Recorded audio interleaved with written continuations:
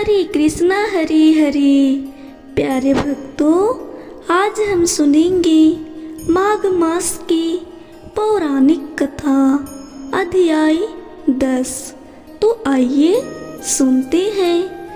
नारद मुनि बोले, हे महर्षि पुलस्त्य, आपने पूर्व अध्यायों में माघ मास की व्रत, एकादशी, जप और नाम स्मरण की अद्भुत महिमा का वर्णन किया। मेरे हृदय में अब एक और जिज्ञासा उत्पन्न हो गई है। हे ब्रह्म महर्षि, कृपया करके बताइए, माघ मास में स्नान इतना पुण्यदायी क्यों माना गया है? दान और सेवा करने से मनुष्य को क्या फल प्राप्त होता है? क्या निर्धन, रोगी, पापी या दुखी व्यक्ति भी माघ मास की साधारण कर्मों से भगवान विष्णु की कृपा प्राप्त कर सकता है? महर्षि पुलस्त्य बोले, हे देवर्षि नारद, माघ मास कोई सामान्य मास नहीं है। यह मास स्वयं धर्म, तप, त्याग और भक्ति का सजीव स्वरूप है।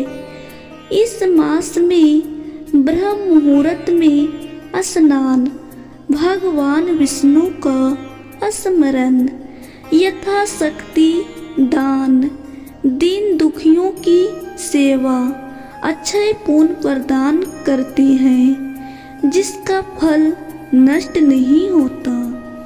हे नारद, माघ मास में जल केवल जल नहीं रहता, वह देवताओं द्वारा अमृत तुल्य हो जाता है।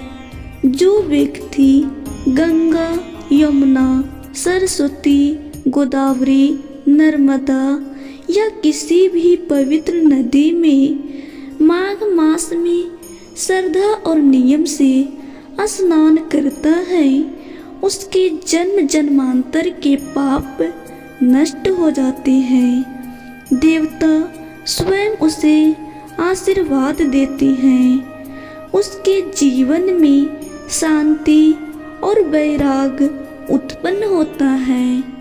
यदि नदी उपलब्ध ना हो तो घर में ही स्वच्छ जल में ओम नमो नारायणाय का जप करते हुए स्नान करने से भी वही पुण्य प्राप्त होता है।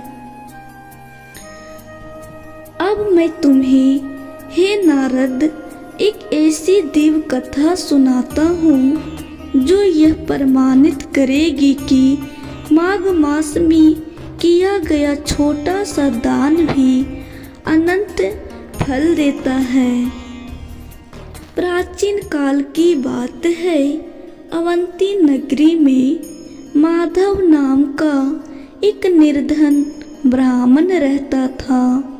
उसके पास न धन था, न अन्न का भंडार, न परिवार का सहारा, परंतु उसके पास था निर्मल हृदय, अटूट श्रद्धा, भगवान विष्णु में अडिग विश्वास।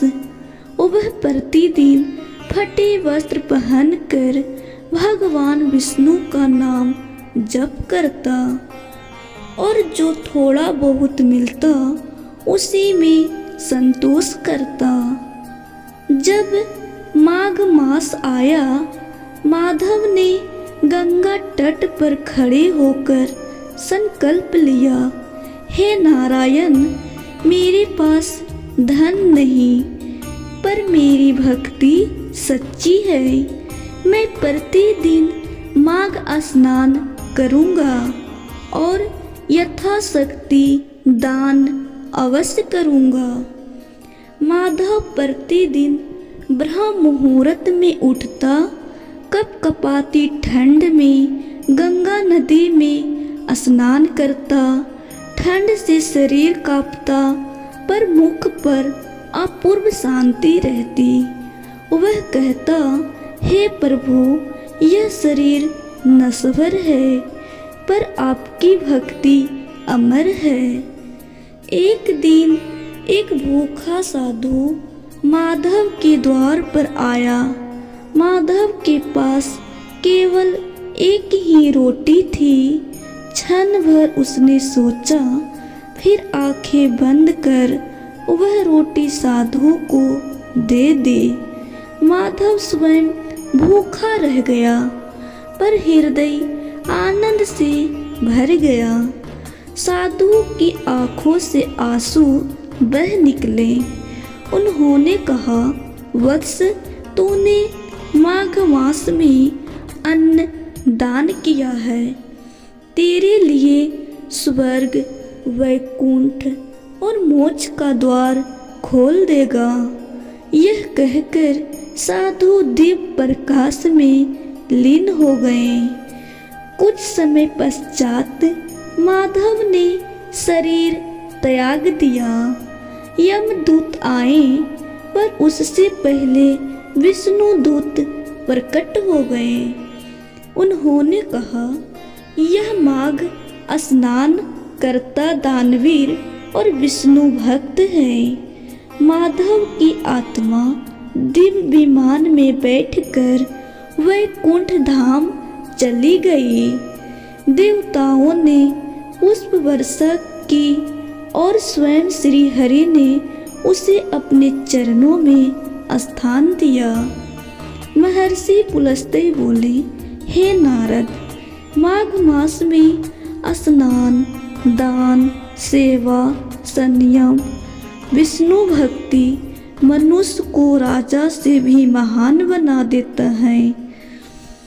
विशेष पुण्य देने वाला दान, अन्न दान, वस्त्र दान, तिल दान, घी दान, कंबल दान, दरिद्रता नष्ट होती है, घर में लक्ष्मी का वास होता है, पितरों को तृप्ति मिलती है।